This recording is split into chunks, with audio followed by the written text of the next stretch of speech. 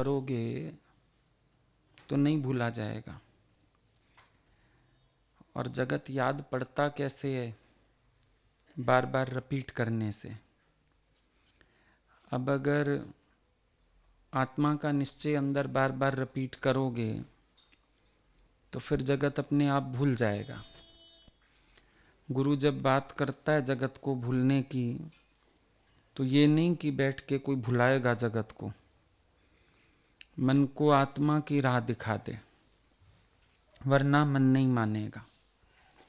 जब अपने मन को ज्ञान में बिजी कर लोगे, भगवान में बिजी कर लोगे, तो जगत को याद करेगा ही नहीं, तो भूल ही गया ना। पर बैठ के हम कोशिश करें, मैं जगत को भुलाऊंगा, कैसे भुलाओगे? कोई बार का उपाय तो है नहीं जिससे हम जगत को भूल जाएंगे। लेकिन यही उपाय है कि अपने मन को परमात्मा में लगा दो, अपने आप जगत भूल जाएगा। मन की वृत्ति बहुत अच्छी है, इसको तुम दूसरी तरफ बिजी कर दो तो पहले वाली बात को अपने आप ही भूल जाता है। और अगर वही बातें रिपीट करते रहो और फिर सोचो मैं भूलूंगा, तो नहीं भुलाया जाता है। आज तुम पूरे दिन में कुछ भी करते, फिर तुम बैठ के उसको रिपीट करते हैं, सपने में भी आ जाता है, वैसे भी खाली बैठे बैठे फिर याद आ जाता है। और ज्ञानी का अभ्यास क्या है? उसके अंदर जगत रिपीट नहीं होता है। तभी रोज तुमको भी कहते हैं किसी भी ख्याल को रिपीट नहीं होने दो अंदर। जो ख्याल रिपीट होगा उसकी छाप पड़ेगी, और छाप पड़ जाएगी तो वो फिर जगत बन के तुम्हें याद आएगा। ज्ञानी सावधान है कि किसी बात की अपने अंदर छाप नहीं पड़ने देता है।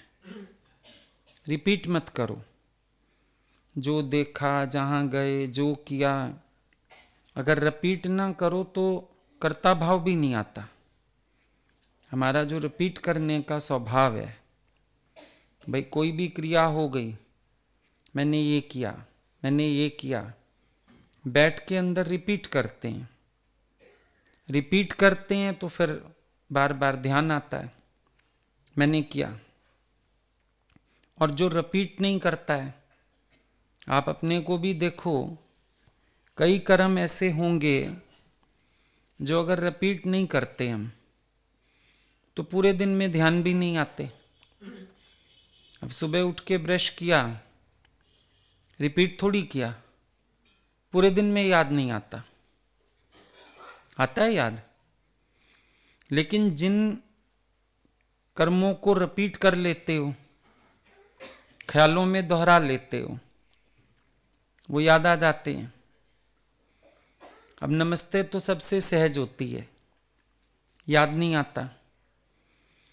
पर कोई ऐसा व्यक्ति है जो तुम्हारा दुश्मन है, कोई ऐसा व्यक्ति है जिसने तुम्हें नमस्ते नहीं की पर तुमने की उसको बढ़ के, अब उसको की हुई एक नमस्ते भी याद आती है। मैंने ही नमस्ते की, मैंने ही बढ़ के बुलाया, अंदर रिपीट। ये जो रेपिटेशन है ना, ये काम खराब है। बच्चा लिखता है पेंसिल से, तो सहज लिखे और फिर मान लो उसको रब करना पड़े, गलत हो गया, हल्का सा रबड़ लगाते ही साफ हो जाता है। पर जिस अक्षर पे बच्चे ने 2-3 बार पेंसिल फेर दी, अब उसको अगर मिटाने की कोशिश करो तो पेज फटेगा। ये स्थिति हमारे मन की है। हम रिपीट करते हैं और रेपिटेशन से ही जगत खड़ा है अंदर, और कोई जगत नहीं है। जगत कहाँ है? ख्याल में। और कौन से ख्याल में जगत है? जिस ख्याल को दोहराया जा रहा है वही जगत है, बाकी तो जगत नहीं है। किसी की अच्छाई दोहराओ, किसी की बुराई दोहराओ, जो भी ख्याल दोहराते जाओ, वही ख्याल जगत बन के अंदर खड़े हैं। कर्म दोहराओ, स्वभाव दोहराओ, जो दोहराओगे वही अंदर जगत बना हुआ है। बाकी तो ख्यालों में भी जगत नहीं है। ख्यालों को आप दोष देते हो, पर ख्याल की रेपिटेशन जगत है, ख्याल जगत नहीं है। आज मानो ज्ञानी को भी संकल्प हुआ, होगा ही, एक सत्संग तक भी आना है, संकल्प तो होगा ना। समझो शरीर भी ठीक नहीं है तो भी संकल्प होगा कि उठे समय से तैयार हो जाएं, संकल्प तो हुआ। लेकिन ये संकल्प उसका जगत नहीं है। क्यों? ना किसी पर एहसान है, ना कोई कर्ता भाव है, उल्टा उमंग है, प्रेम है। आप कोई काम करते हो, बार बार याद करते हो। आज मानो अपने बच्चे की शादी करते हो, एक दहेज देते हो, आप उस दहेज को भी इतनी बार दोहराते हो कि शादी को चाहे 50 साल हो जाएं, पर आपको पता है आपने क्या क्या दिया था। मन में भी दोहराते हो, और जिससे मौका मिल जाए बात करने का, वहां बैठ के भी दोहराते हो। रेपिटेशन है ना, हर ख्याल का रेपिटेशन है। अब कभी कभी आप बोलते हो बातें भूलनी आसान नहीं होती। भूलनी तो तब आसान हो ना जब आप याद ना करो। इतना दोहरा लिया कुछ बातों को कि आज उनको भूलने की कल्पना भी नहीं है। समझो किसी ने आपके साथ अच्छा नहीं चला, सास ने, ससुर ने, पति ने, कोई भी था, इतना दोहरा चुके हो कि वो द्वेष बन के खड़ा ही खड़ा है आगे, भूलता नहीं है। अब आप बोलोगे फिर ऐसे तो जगत का अभाव नहीं होगा हमारे अंदर। होगा, संभव है, हो सकता है, पर उसके लिए आज अपनी आत्मा में बहुत रमण करना पड़ेगा। जब तक हम अपने स्वरूप में लौट के नहीं आएंगे, किसी का कर्म स्वभाव नहीं भूलेगा, जो मर्जी कर लो। अभी का अभी कोई गलत चले ना, आप लौट के अपने स्वरूप में आ जाओ, छाप नहीं पड़ेगी। लेकिन आप क्या करते हो, पहले अच्छी तरह घोट लेते हो, उसके बाद फिर कोशिश करते हो भूलने की। अब कहां से भूलेगा? वहीं का वहीं छाप ना पड़ने देते ना, रिपीट ना होने देते। और इसीलिए आत्म विचार बताया। भाई आत्म विचार का सहारा लेके आप अंदर जगत का अभाव कर सकते हो। उसी समय मन को विचार दियो, तत्परता, ज्ञान की भी तत्परता चाहिए। अगर जिज्ञासु पुरुषार्थ में तत्पर नहीं होता है, ज्ञान का फायदा नहीं उठा सकता। वो पुरुषार्थ की तत्परता आपको आनंद देगी। पुरुषार्थ की तत्परता आपके अंदर मैल नहीं आने देगी। पुरुषार्थ में तत्परता हो कि अभी कारण बना, बजाय मेरे मन में कोई ख्याल रिपीट हो, उससे पहले मैंने ज्ञान के विचार से जीत लिया उसको और अपने को अंतर्मुख कर लिया। किसी ने कोई गलत शब्द ही बोला, कोई बात, एक्शन ही गलत किया, अब बजाय उसके एक्शन पे विचार करो, बात पे विचार करो, विचार ये करो ये इधर का कुछ हिसाब किताब होगा, लीव इट, और तुरंत अपने स्वरूप में लौट आओ कि मुझे भी तो तभी लगा क्योंकि मैं अपने निश्चय में नहीं था। मैं जीव भाव में खड़ा था तो मुझे बात असर की, दृश्य असर किया, मैं अपने निश्चय में आ जाऊं। अब जब लग जाओगे अपने पुरुषार्थ में, ये भूल ही जाओगे सामने से क्या हुआ। देर नहीं लगती। जितना अपने स्वरूप में रहने की आदत पड़ती जाती है, दृश्य को, शब्द को भूलना आसान होता जाता है, देरी नहीं लगती। जैसे कभी देखते हो आजकल सर्दी है, रात को ठंड हो जाती है, तो थोड़ी देर के लिए भी हाथ पैर कुछ बाहर निकल जाए रजाई से, कंबल से, तो ऐसे लगता है ना ठंडा हो गया जैसे। फिर क्या करते हैं, जैसे ही ध्यान आता है ठंडा हो रहा है, रजाई के अंदर खींच लेते हैं हाथ दोबारा। अब कितनी देर लगती है, ना सर्दी को कोसने का मन करता है, ना नींद खराब करने का मन करता है। बस रजाई के अंदर करते ही 2 मिनट में चैन आ जाता है, नींद भी आ गई, याद ही नहीं है। अब सुबह उठ के भी कोई याद नहीं करता, हाथ बाहर निकल गया था, पैर बाहर, इनसे भी बात नहीं करते, भाई तुम बाहर क्या करने गए थे। रजाई से भी बात नहीं करते, तूने मेरा पैर बाहर कर दिया था क्या, कुछ भी नहीं। अनसीन हो गया, सीन अनसीन हो गया, अपने आप ही बात आई गई हो गई। हां, लेकिन अगर रजाई छोटी होती या ना होती, फिर जो वो ठंड से जकड़न होती उसका चिंतन चलता। लेकिन साधन था, तुरंत अंदर खींच लिया, बात खत्म हो गई। ऐसे जब अपने आत्म साम्राज्य से हम बाहर निकलते हैं, संताप रूपी यमदूत घिरने आ जाते हैं। लेकिन उपाय है बड़ा सुंदर, वापस अपने को अपने आत्म साम्राज्य में खींच लो। इसको बोला मन को आत्मा की राह दिखा दे, वरना मन नहीं मानेगा।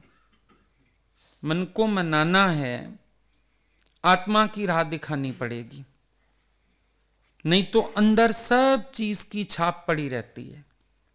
ऐसे आप ऊपर से बोलोगे नहीं नहीं भूल गया ऐसा, पर अभी जरा सा बात करके देखें। कभी देखा है आपको, चोट आ जाए, कोई वो लग जाए जरा सी खरोंच, तो पपड़ी सी बन जाती है। अगर उस पपड़ी में खारिश हो जाए ना, दोबारा खून आ जाता है। ऐसे लगा ठीक हो गया, दर्द भी नहीं है, अब तो स्किन भी नॉर्मल होती जा रही है, पर फिर भी जरा सी खारिश होते ही दोबारा वही स्थिति खड़ी हो गई। यूं ही ऐसे लगेगा भूल गया भूल गया, लेकिन बात करो, फिर कोई रिपीट करे, फिर अगला व्यक्ति अपनी हरकतों में से कोई हरकत दोबारा रिपीट कर दे, एक बार फिर दिमाग चल जाता है। ये इसका मतलब दबा है, खत्म नहीं हुआ। कभी कभी अपने ख्यालों के नीचे कई ख्याल दब जाते हैं। बहुत दिन अलमारी ठीक ना करो ना, अपने ही कपड़ों के नीचे अपना ही कोई कपड़ा दब जाता है।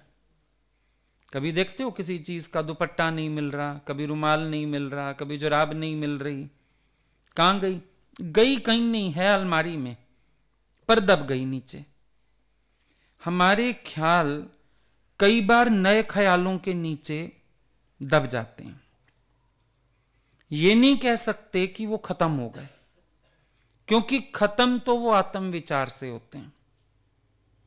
जगत का अभाव आत्म विचार के बिना नहीं होता। 4 दिन भूल जाओगे, 6 दिन भूल जाओगे, याद आ जाएगा। अब किसी का झगड़ा करने का स्वभाव हो, जब जब वो झगड़ा करेगा आपको पिछले झगड़ों की याद आ जाएगी। उस दिन भी इसने इस बात पे कलेश किया था, उस दिन भी इसने ऐसे किया था। खत्म नहीं हुआ, दबा हुआ है। और चलो आप कहो कि मैं अगले को सुजाग करने के लिए कहता हूं कि तू हमेशा ऐसे करता है, लेकिन इसकी पहचान ये है, आपका दुख तो ताजा हो जाता है। पहचान ये है, खत्म हो जाए तो उसका दुख खत्म होना चाहिए।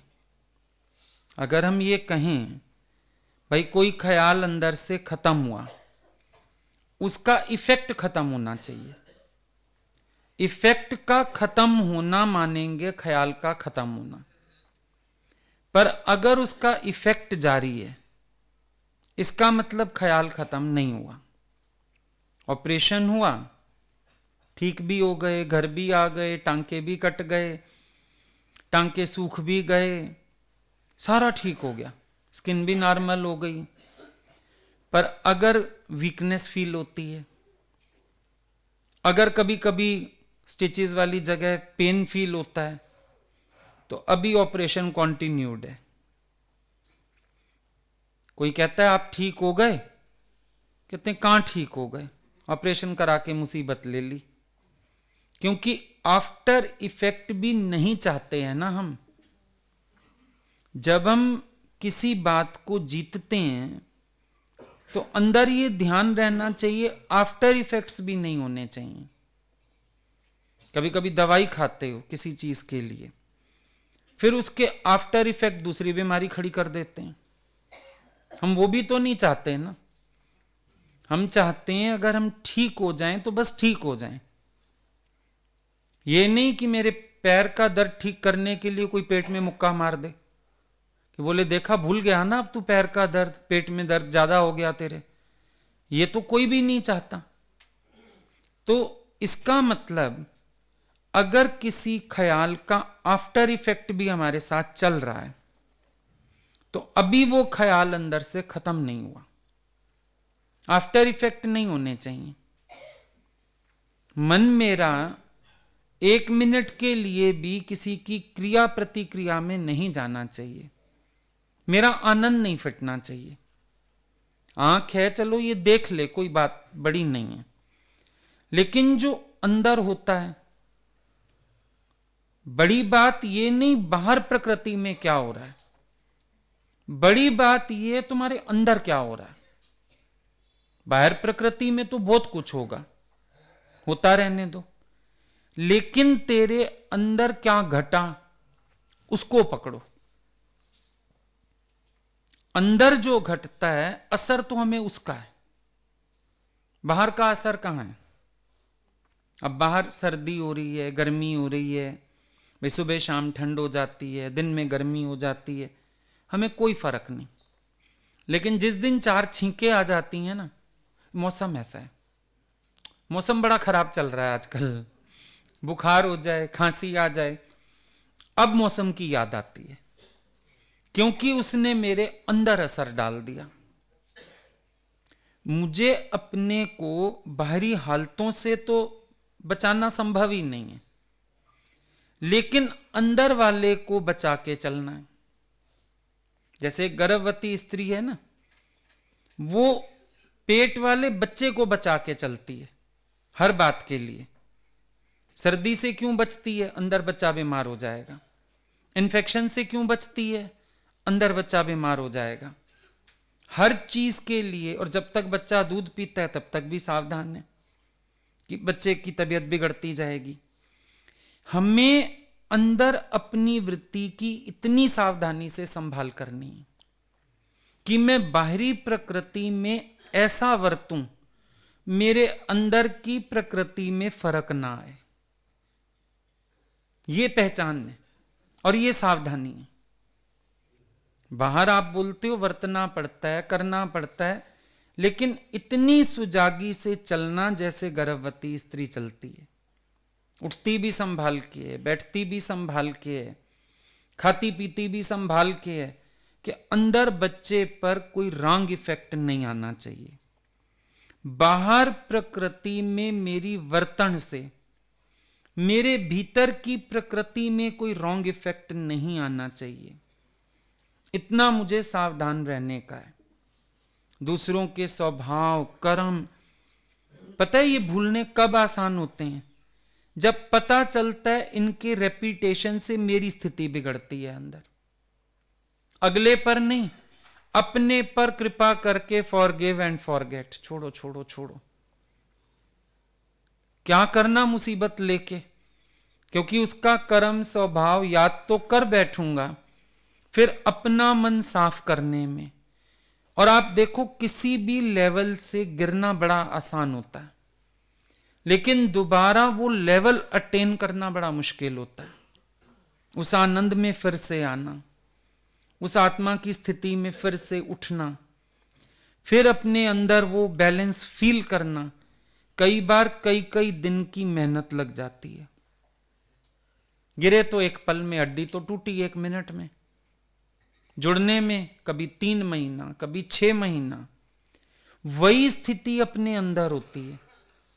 बड़ा आसान है गिरना, स्थिति बिगाड़ना बहुत आसान है, पर देखो कई बार उस लेवल को दोबारा छूने के तरस जाता है अंदर वाला कि वो लेवल दोबारा मेरा बन क्यों नहीं रहा, दोबारा मैं उस आनंद में आ क्यों नहीं पा रहा, फिर मेरे अंदर वो मौज आ क्यों नहीं रही, मैं कितना प्रसन्न था, ये क्या आ गया बीच में कचरा। और अगर एक बार का अपना दर्द अनुभव कर लो, एक बार हड्डी टूटे ना, दर्द अनुभव कर लो, एक रात भी निकाल लो, संभाल संभाल पैर रखते, पता है ना पीड़ा कैसी होती है। माइनर फ्रैक्चर भी जान निकाल देता है। नहाते भी ध्यान ध्यान से हैं, बाथरूम में भी संभाल के पकड़ के। भाई एक बार हम इतनी पीड़ा सह चुके हैं। कई बार होता है ना, एक बार हमारा पैर मुड़ा था, शाम के टाइम फंक्शन था, सब आए थे दशहरे पे। अब उस समय तो लगा कुछ नहीं कुछ नहीं, अब ज्यों ज्यों रात बढ़े घर में 2-2 3-3 तकिए पैर के नीचे, दर्द इतना बर्दाश्त ही ना होवे। आखिर सुबह 7 बजे डॉक्टर को इमरजेंसी फोन किया, डबल फीस लियो पर देखो है क्या, चैन ही नहीं आ रहा, पैर सूजता जा रहा है, टांग सूजती जा रही है। सुबह सुबह गए 8 बजे, फ्रैक्चर। अब याद है ना वो रात याद है कि वॉशरूम तक भी नहीं जाया जा रहा था, करवट नहीं ली जा रही थी, नींद नहीं आई पूरी रात, याद है। तो अब क्या होगा, संभल संभल पग रखिए। जहां जरा सा होता है हम हाथ पकड़ लेते हैं, भाई आप पकड़ो हाथ। कई बार लगता भी है सबको, क्या दिक्कत कुछ पैर में, मैंने कहा दिक्कत पैर में नहीं, दिक्कत ये फर्श में है, मुड़ गया पैर, नाजुक है, मुसीबत हो जाएगी। तो याद है ना, अगर वो एक रात का दर्द याद है तो सावधानी हमेशा के लिए आ गई है, सुजागी हमेशा के लिए आ गई है। और ऐसा नहीं वो आफ्टर इफेक्ट नहीं देता, सीजन चेंज होता है फिर दर्द करता है, डॉक्टर बोलता है ये करेगा, पेन किलर खा लो भले पर ये तो दर्द करेगा। हो गई ना गड़बड़। अब ये तो बाहरी प्रकृति, अब सोचो भीतर की प्रकृति की हालत। बस फर्क इतना है, सुजाग पुरुष उस दर्द को महसूस करते हैं, विवेकहीन लोगों को दर्द ही नहीं लगता, वो इसीलिए मस्त रहते हैं। इतना फर्क है। क्योंकि जिस दिन वो दर्द अनुभव में आ जाता है, अंदर वाला बोलता है बाबा भगवान देखो सबको और चुप बैठो, मन को भी लगता है डंडा मार के कोई चुप करा दो, बस सी गॉड एवरीवेयर, खबरदार दूजा देखा है तो है ही नहीं दूसरा, है ही नहीं दूसरा। लग जाते हैं अपने को बनाने में। होगा, यही होगा। अगर एक बार वो दर्द महसूस कर लोगे कि मन में राग द्वेष रख के कैसा घाटा होता है मेरा, पता चल जाए किसी के स्वभाव को ध्यान में रखते हुए मैं कैसा नरक भुगतता हूं, पता चल जाए। क्योंकि पवित्र मन में दूसरे का ख्याल बर्दाश्त ही नहीं होता है। कहां से बर्दाश्त होगा? सफेद चादर में एक दाग बर्दाश्त ही नहीं होता, कैसे बर्दाश्त कर सकते? इतनी सुंदर सफेद चादर, इसमें दाग आ गया। ऐसे जब मन प्योर होता है आपका 100% प्योर, तो वो एक जो लहर भी आ जाए ना, अगर ध्यान देना, अपने को माफ करना आसान नहीं होता। दूसरों को छोड़ो,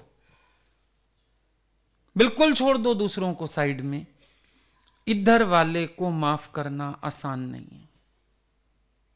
वो जागती है पीड़ा ऐसी वो जैसे नहीं, पनवाड़ी के पास रस्सी देखी होगी तुमने, सिगरेट जलाने वालों के लिए दुखती रहती है।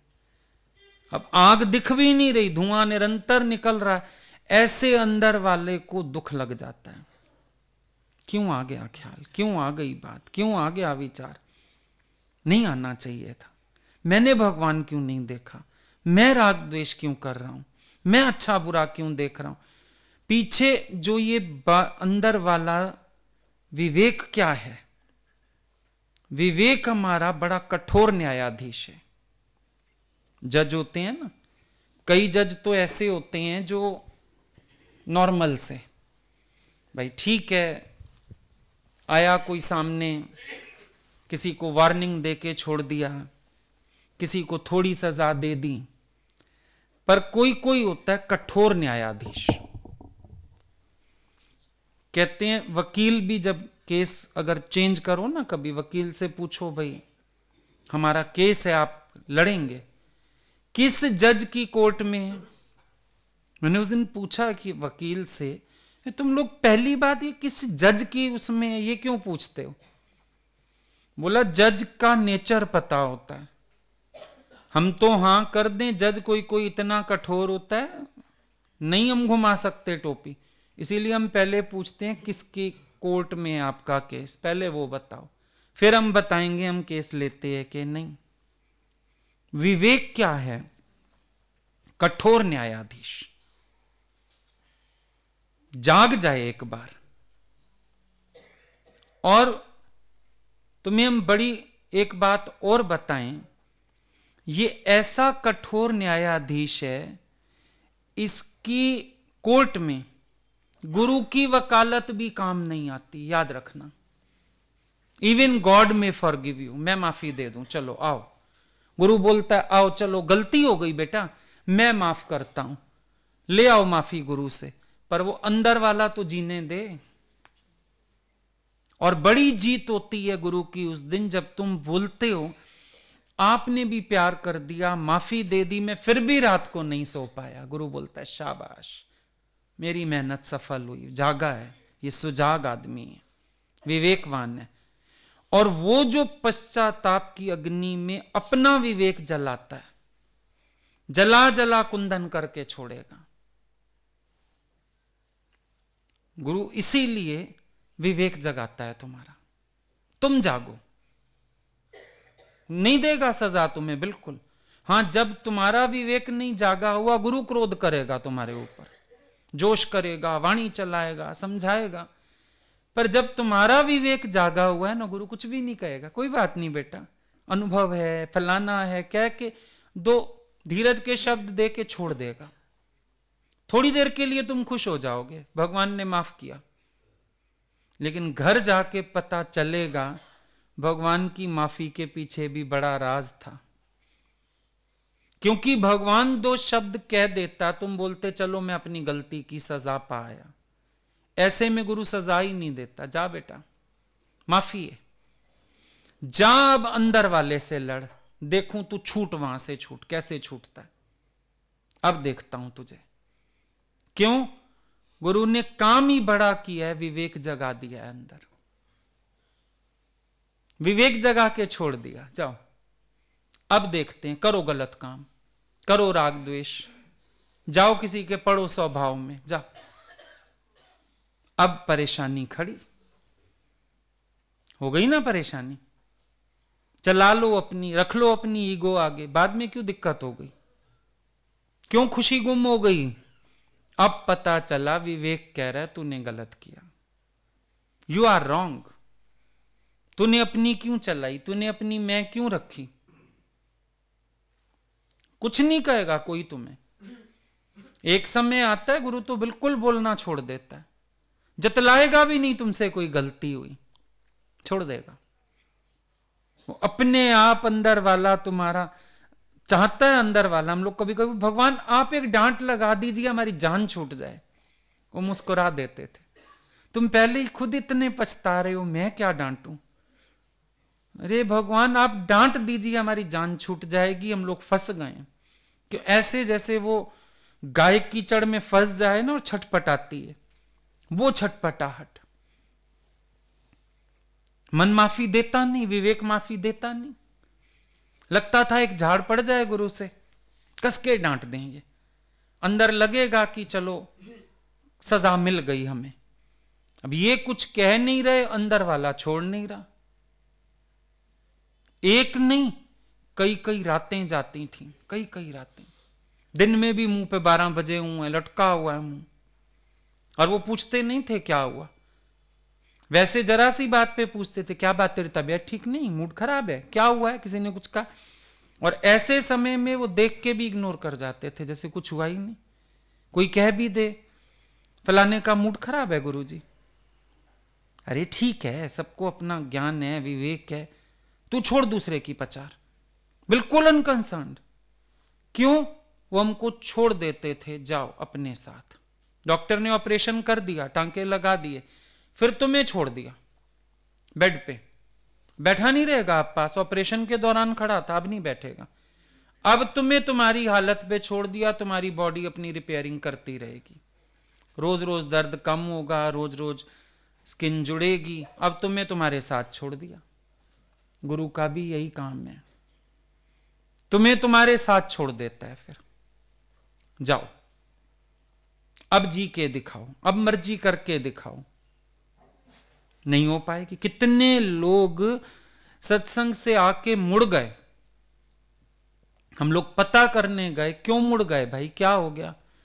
बोले जो आप लोग ज्ञान सुनाते वो पीछा करता है, हम नहीं कर पाते वो कर्म दुनिया में जो हम पहले कर रहे थे। तो जो अपने पे नहीं संयम कर पाए या करना नहीं चाहा, वो सत्संग से मुड़ गए भाई। क्योंकि सत्संग ये ऐसा है, ये तुमको छोड़ता नहीं, ये तुम्हारा पीछा करता है। तो अपने पर कृपा क्या होती है? विवेक का आदर करना। तभी कहा जाता है हमेशा सुजाग रहो कि विवेक का अनादर कभी मत करना। और कुछ भी करो, विवेक का अनादर नहीं होना चाहिए। जहां विवेक का अनादर होगा वहां फिर पश्चाताप होगा।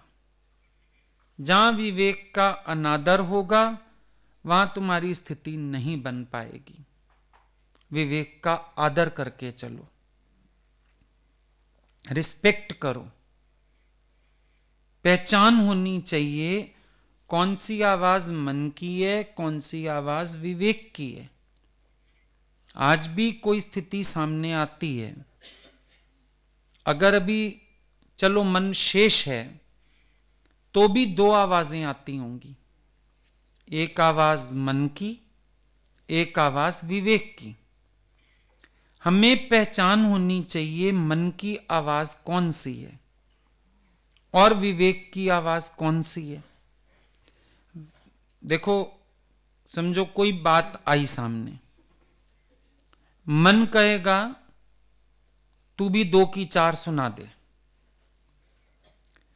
और भीतर विवेक कहेगा कोई बात नहीं, हो गई बात, हो गई, अगला क्रोध में होगा, उसमें होगा, भूल गया, कुछ भी।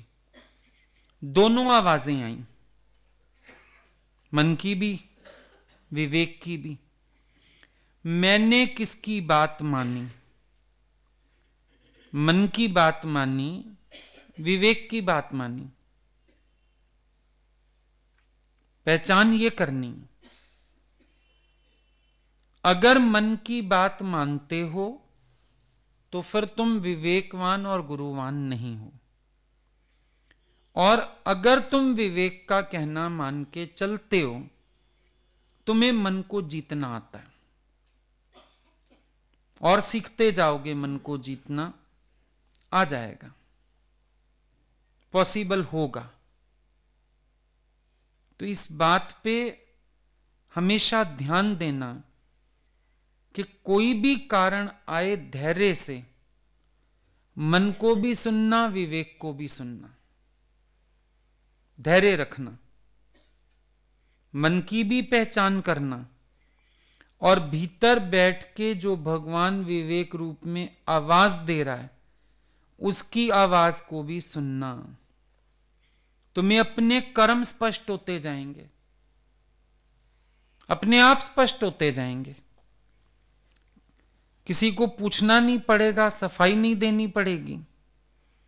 जो अपने विवेक को रिस्पेक्ट करेगा, उसके आगे उसके अपने स्वभाव, कर्म, जीवन सब स्पष्ट आ जाएगा, एकदम क्लियर हो जाएगा। कहां गलत हूं, कहां सही हूं, यह भी किसी से पूछना नहीं पड़ेगा, अंदर वाला बताएगा। तेरी कर्म कहानी तेरी आत्मा ही जाने, परमात्मा ही जाने, कोई और थोड़ी जानता है। तुम्हारे अंदर वाला तुम्हें बखूबी जानता है। एक बार अंदर वाले को सुनो। रोकता है।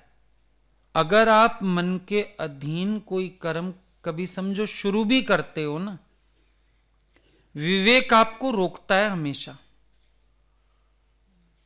कभी देखा है, क्रोध कर रहे हो, कुछ कर रहे हो, ऐसे लगेगा तुम्हारे दिमाग में बैठ के कोई हथौड़े मार रहा है, रुक जा रुक जा, मत कर मत कर। वो अलग बात है, मन के अधीन होके आप फिर भी कर जाओ, पर रोकने वाला बैठा रहता है, नहीं रोकता, बहुत रोकता है, हर कर्म में रोकता है। सुबह तुम एक 10 मिनट फालतू सोना चाहो तो भी जगाने आ जाता है, कहता है नहीं उठ जा अब, गलत, इतने घंटे सो बैठा है, उठ जा अब, आता है। एक टीवी देख रहे हो, चलो एक सीरियल देखा, 2 देखा, ज्यादा बैठोगे ना, वहां भी भगवान कहने आ जाता है, क्या है ये, उठ जरा सिमरन में लग जा, कोई और काम कर ले, आता है ना। लेकिन आप क्या करते हो, उस आवाज को साइड, बचपन से आदत है, अच्छी आवाज को साइड कर देते हो और मन की आवाज को सुन के उसके पीछे पीछे चल पड़ते हो। यही तो प्रॉब्लम है सारी की सारी। आज कभी कभी देखो, छोटी छोटी बातों में भी तुम्हें क्यों लगता है आप फैसला दे दो, आप बता दो, क्योंकि तुम अपने विवेक से चलते ही नहीं। अपने विवेक से चलो तो तुम्हें खुद समझ में आ जाए मेरी परिस्थिति कैसी है और मुझे ऐसे में कैसा फैसला लेना। झगड़ा खत्म सारा। पर वो अंदर वाला तुम्हारा, इधर से मन बोलता है, इधर से स्वभाव बोलते हैं, इधर से दुनिया की आवाजें हैं, तुम उसी में गुम हो जाते हो। फलाना ये कह रहा है, फलाना वो कह रहा है, फिर ऐसे करूंगा तो ये हो जाएगा, कहां के कहां निकल जाते हो। पर मन की आवाज को मत सुनो, भगवान को सुनो। मन की आवाज पीछे कर दो, भगवान की आवाज को सुनने की आदत डालो। पता होना चाहिए तुम्हें मेरा विवेक मुझे कैसे चला रहा है, और थोड़ा थोड़ा विवेक को सुनने की कोशिश करोगे ना, यह आवाज इतनी स्पष्ट हो जाएगी जैसे कोई हाथ पकड़ के चला रहा हो। एक बार अगर मन की आवाज को इग्नोर करना सीख गए ना, फिर देखना तुम्हें भगवान की आवाज कितनी स्पष्ट आती है अंदर से। पर सुनो तो सही ना। ज्यों कारण आता है आप मन की आवाज के पीछे चल देते हो, सुनते ही नहीं हो आवाज अपने अंदर वाले भगवान की। उसको सुनो, वहीं का वहीं बात खत्म हो जाएगी। विवेक की आवाज माना आत्मा की आवाज, माना कोई ज्ञान का विचार, माना कोई सत्य का विचार। अब सत्य का विचार उठेगा जिसके अंदर, असत्य को जीतना कितना मुश्किल रहेगा। लाइट ऑन होते ही अंधेरे का खत्म होना कितनी मेहनत का काम है। प्रकाश हो गया, अंधकार गुम हो गया। अंदर भी जब विवेक का प्रकाश हो गया, अज्ञान अंधेर विनाश, देर नहीं लगेगी। पर प्रॉब्लम ये कि आप विवेक को सुनते ही नहीं। जितने लोगों से गलतियां होती हैं, उनकी पहचान एक है कि ये विवेकहीन लोग हैं, अंधेरे में ही हैं अभी। क्योंकि विवेकवान पुरुष से गलती होगी नहीं। जागा हुआ व्यक्ति कोई पाप नहीं करेगा, सोए हुए से कोई पुण्य नहीं होगा। जो जागा, जिसका विवेक जागा, जागने का अर्थ विवेक का जागना, जो जागा उससे कोई पाप नहीं होगा, मना कोई गलत कर्म हो ही नहीं सकता। कैसे होगा उससे गलत कर्म? एक शब्द की भी हेरा फेरी नहीं कर पाएगा।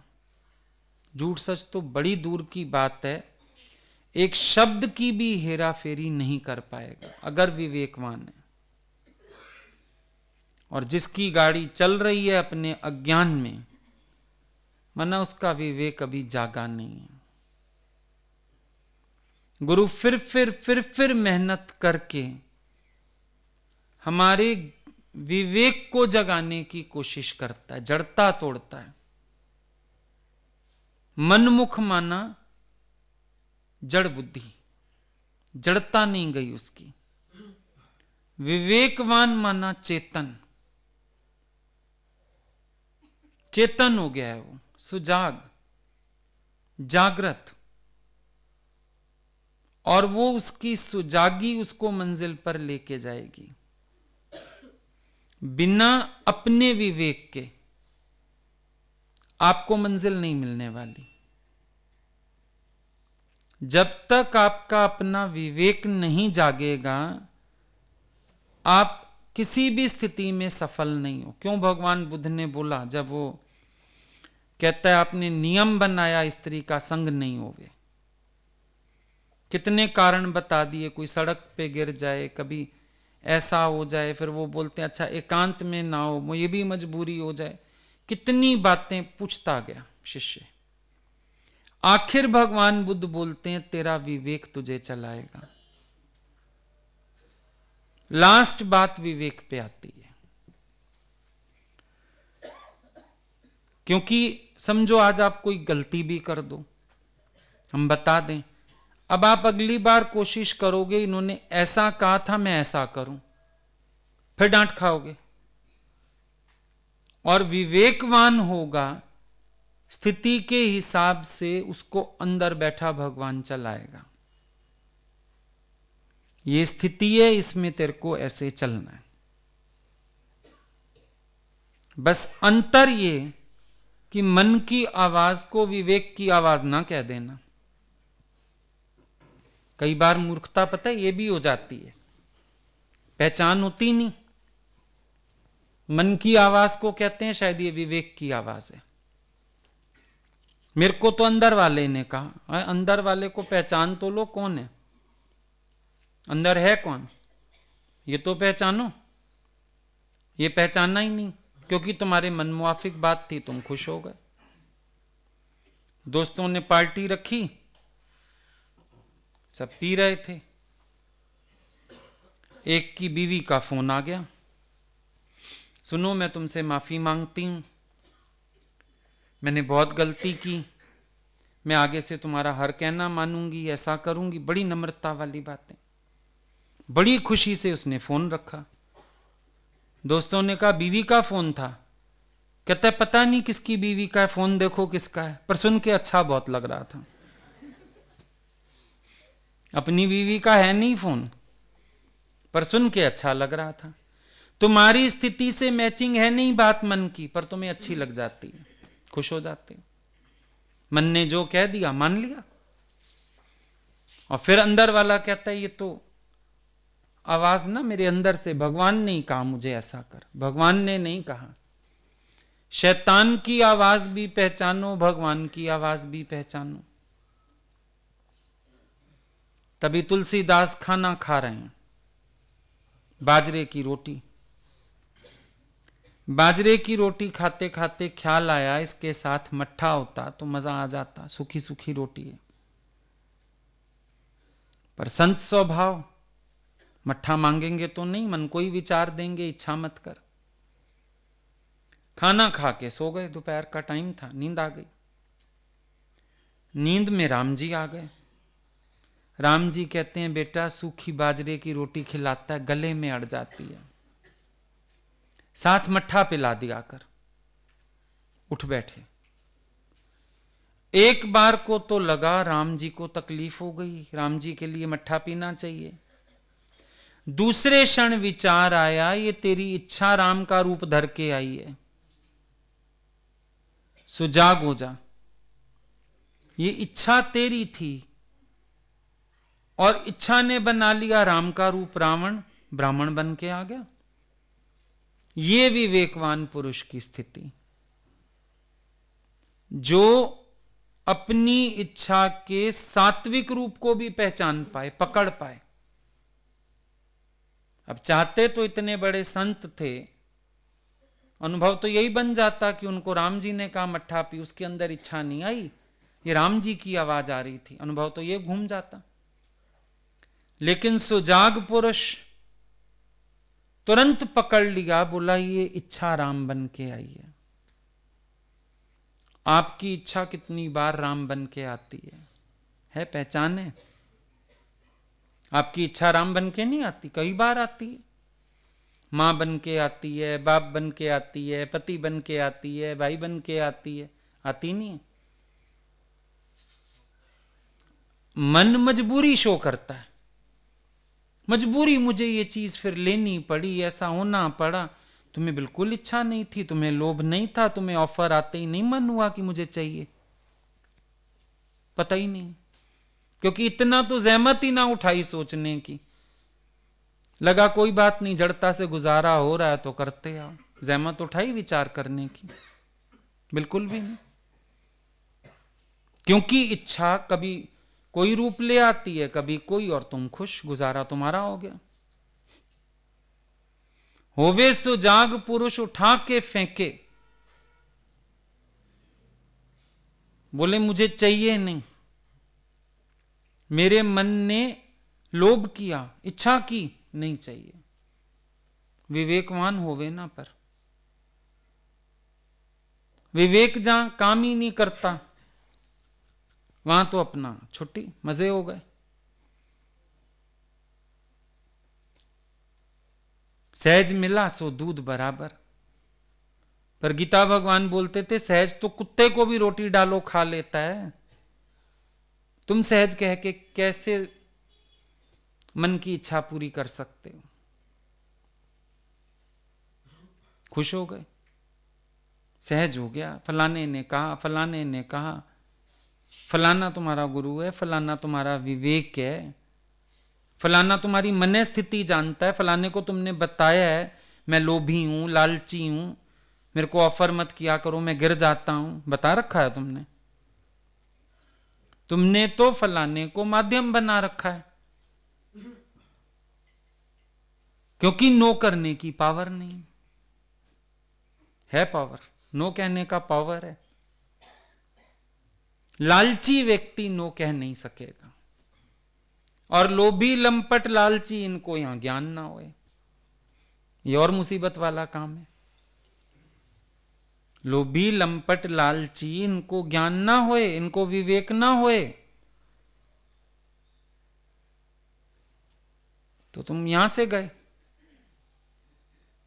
तुम्हें पता ही नहीं मुझे कौन चला रहा है। मन चला रहा है, विवेक चला रहा है।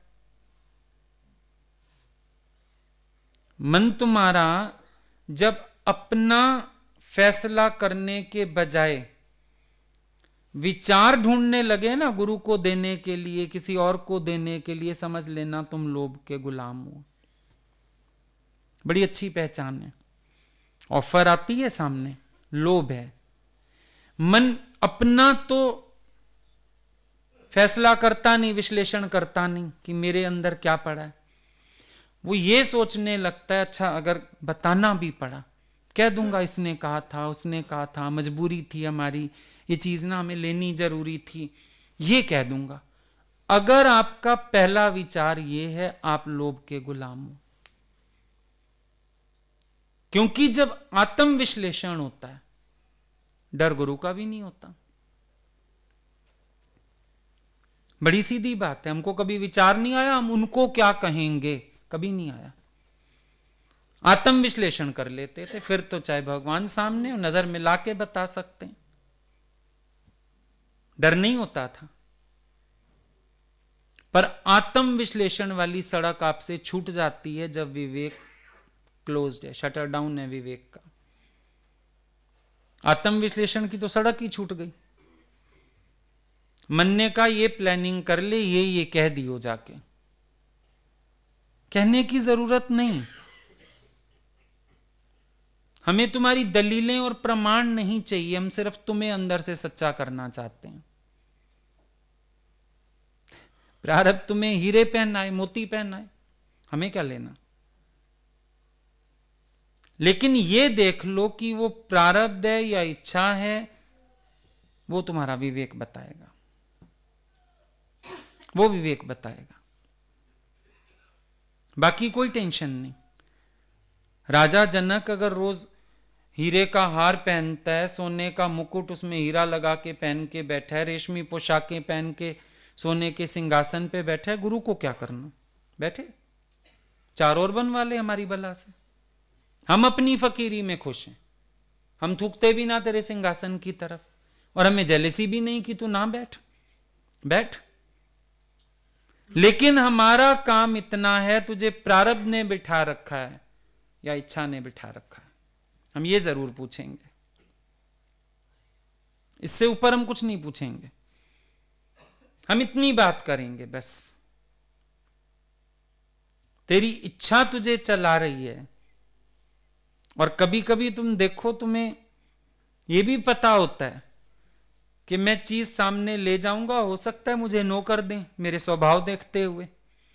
मन सोचता है उसको पहले ही यूज कर ले, सूट लिया इसको पहले ही सिलवा ले अपने नाप का, फिर क्या कहेंगे तुझे पहन के चल नया, काम ही खत्म। अब तो मैंने पहन लिया, आप क्या कहेंगे। चेन ली तूने गले में, पहले ही पहन ले, फिर क्या कहेंगे तुझे, अब तो तूने पहन ली। बड़ा होशियार है मन तुम्हारा, विश्लेषण करना। गुरु से डरना मत, पर इतने ईमानदार हो जाना कि तुम्हें कभी कोई विचार की ओट भी ना लेनी पड़े। एक गुरु ही तो है जिससे 100% सच्चे होना है, सिर्फ इतना है, कभी विचार की ओट ना लेनी पड़े गुरु से। ये भगवान ने हमें शुरू में समझाई थी बात, और बड़ी काम आई। उनसे कभी विचार का पर्दा ढाक के बात नहीं की, जो है सामने है तो है, बहुत बढ़िया। गलत है तो आप सुजाग कर दो, ठीक है तो ठीक ही है, कोई टेंशन ही नहीं, किसी तरह की भी नहीं, किसी तरह की परेशानी नहीं है। गुरु का वार तब तक है जब तक मेरा अपने स्वभावों पे वश नहीं है, बस। जिस दिन तुम अपनी इच्छा जीत गए, उस दिन के बाद गुरु देखेगा भी नहीं तू क्या खाते हो, क्या पहनते हो, बाजार हो या जा हुआ, वो ये भी नहीं पूछेगा क्यों जा रहा है, हुआ, कोई टेंशन नहीं।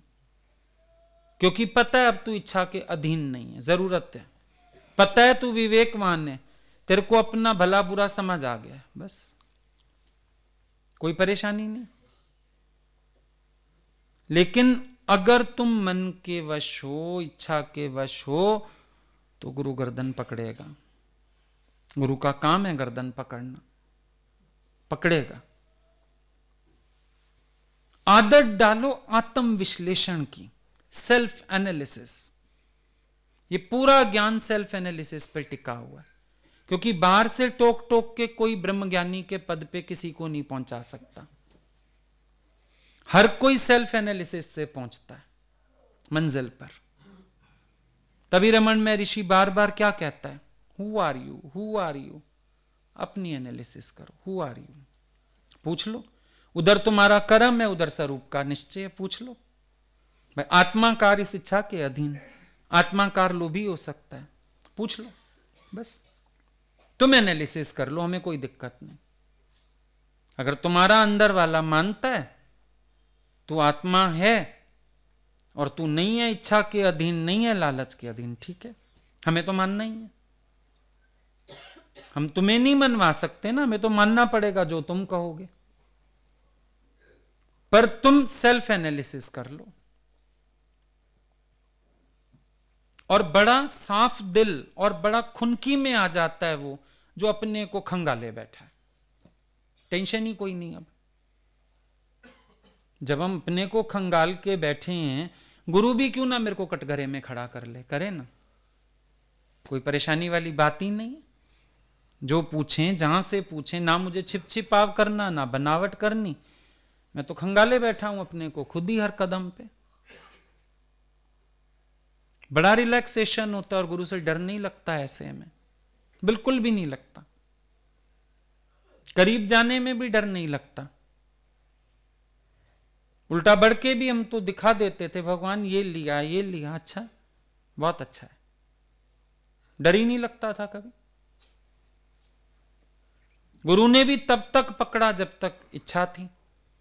जब उन्होंने देखा इच्छा के चंबे से बाहर हो गए, तो बल्कि उन्होंने खिलाया, उन्होंने पहनाया, उन्होंने घुमाया। हम लोगों को इच्छा नहीं होती थी, हमें नहीं जाना है, वो बोलते थे चलो। कहीं कहीं जाके ना मार्केट दोपहर के टाइम हम लोग बोलते थे नहीं जाना हमें, नहीं चलो। और कई लोग बोलते थे चलिए भगवान बाजार, रन गुरु के लिए आई हो कि बाजारें घूमने आई हो। हम कहते थे जिनको इच्छा है उनको ले जाते नहीं, हम लोगों को घसीटते हैं जबरदस्ती। घुमाया भी, पहनाया भी, खिलाया भी, सब किया। हम लोग तो कभी कभी प्यार से बोल भी देते थे, सर्दियों में वहां मक्खन मिलता था चौक में, भगवान इस बार मक्खन ही नहीं खाया। अगले दिन आ जाता था 2 किलो 5 किलो, खाओ जितना मर्जी खाओ, पास बिठा के खिलाते थे। कभी नहीं बोला उन्होंने कि क्यों खाना है, इच्छा हुई है तुम्हें खाने की, खाना है, अच्छा नहीं खाया इस बार तुमने, अच्छा फिर या तो तुम ही जाओ लेने, फलानी की एक्टिवा ले जाओ, ले आओ जाके, रास्ता आता है, अच्छा नहीं मंगा देंगे, मंगा देते थे। एक दिन तो भीड़ नहीं थी, बहुत कम लोग थे, हम लोग कमरे में बैठे थे, ऐसे ही सबका मन हुआ भगवान गोलगप्पे खाएं आज तो, लेटे लेटे उठ बैठे। हमको भेजा खास सदर, बोला अभी रिक्शा कर आने जाने का लेके आ। हमने उनके साथ बैठ के खाया, पार्टी करी। कोई गुरु कठोर थोड़ी होता है, वो सिर्फ हमें इच्छा से बाहर निकालता है। ये तो जानते हैं भाई बच्चे हैं, बाहर कहीं खाते नहीं, मेरे साथ ही खाएंगे, मेरे साथ ही घूमेंगे। बहुत प्यार किया उन्होंने, डर नहीं होता था, अंदर क्लैरिटी होनी चाहिए बस। जब तुम साफ हो तो डर वाली कोई बात ही नहीं। साफ आदमी से तो उल्टा राय भी कर ली जाती है, भाई बताओ ऐसे करना है, ऐसे नहीं करना, क्योंकि पता होता है कि इसके दिल में कुछ नहीं है, हालांकि तुम्हारा दिमाग उल्टा चलता है। आपने मेरे से पूछा विश्वास नहीं, अरे विश्वास था तभी तो पूछा, विश्वास से ही पूछी थी बात, क्योंकि लगा कि एटमॉस्फेयर जज करके तुम सही राय बता पाओगे। मन तुम्हारा उल्टी दिशा चल पड़ता। अब प्रश्न तो हम करें, तुम्हें हमारे पे यही विश्वास है ना? प्रश्न तो उल्टा हम करें तुमसे कि तुम्हें हमारे में यही विश्वास है, जो तुम्हारा मन मिनट से पहले शंका ले आता है। क्यों भाई? गुरु से रूहानियत का संबंध है, यहां संसार वाली फॉर्मेलिटीज नहीं है बीच में, बहुत फर्क है। अभी तुम गुरु को पढ़े नहीं हो, जाने नहीं हो, यहां वो सांसारिक हिसाब है ही नहीं कि दिमाग में कुछ रख के किसी से बात करो, ऐसे करो, वो चीज नहीं है। वो तो बड़ी क्लियर बात, और वो भी इसलिए कि कभी कभी पता होता है कोई व्यक्ति एटमॉस्फेयर को सही जज करके बात कर देगा, ये फर्क हो जाता है। सेल्फ एनालिसिस करते चलो बस। जब तुम्हारे अंदर कुछ नहीं है तो डरो मत, और अगर अपने अंदर कुछ है तो उसको छिपाओ मत। अंदर कुछ है और उसको छिपाया वो तुम्हें बहुत महंगा पड़ेगा। और अगर तुम्हारे भीतर कुछ नहीं है, निर्भय होके चलो, पर परखना जरूर अपने को, ऐसे छोड़ मत देना। क्योंकि जो अपने को खंगालता नहीं वो लास्ट में जाके बड़ा नुकसान पाता है, क्योंकि स्थिति बनती नहीं, वहीं का वहीं खड़ा रहता है और पछताता है बाद में कि मैंने समय रहते अपने को बनाया क्यों नहीं, समय रहते मैंने अपने को मोड़ा क्यों नहीं, समय रहते मैं सुजाग क्यों नहीं हुआ। वो फिर नुकसान हो जाएगा। हर कदम पे सोच विचार, हर कदम पे खंगालो अपने को बना लो। जगत का अपने आप अभाव हो जाएगा। इच्छा के रूप में जगत है, विकारों के रूप में जगत है, लोभ के रूप में जगत है, अहंकार के रूप में जगत है, पर जब खंगाल लिया जगत सारा निवृत्त है। आई बात समझ में?